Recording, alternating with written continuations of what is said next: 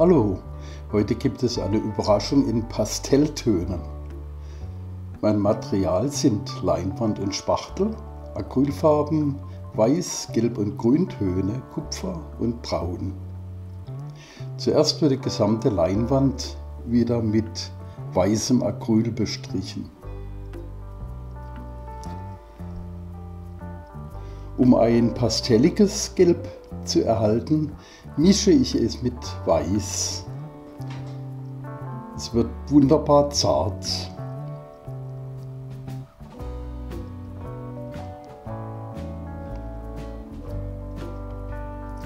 Dazu gebe ich noch etwas kräftigeres Gelb.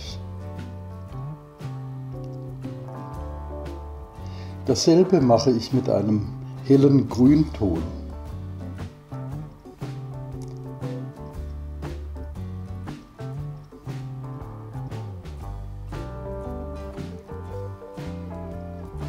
Und auch hier kommt ein dunkleres Grün dazu. Ein breiter Strich aus Kupfer kommt in die Mitte. Er bekommt Unterstützung durch etwas dunkelbraun. Vorsichtig ziehe ich den Strich mit dem breiten Spachtel.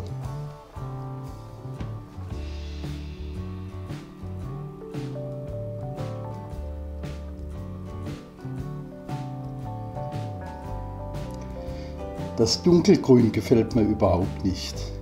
Ich korrigiere es mit etwas pastelligem Hellgrün.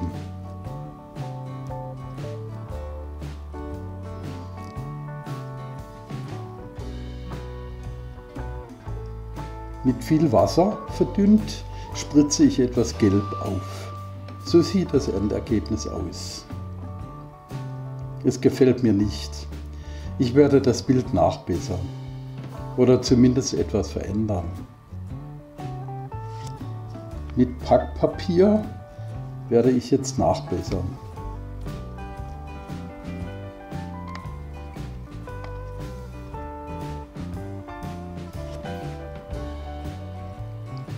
Das Papier wird auf die feuchte Leinwand gedrückt und langsam seitlich weggezogen.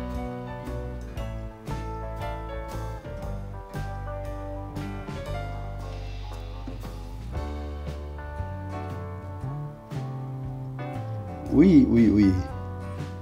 Es hat sich viel verändert. Ja, genau so wollte ich das.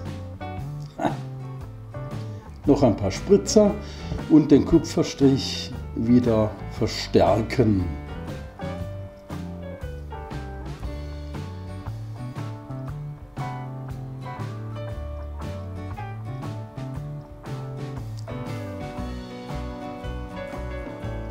Ein ganz neues Ergebnis. Es hat Spaß gemacht.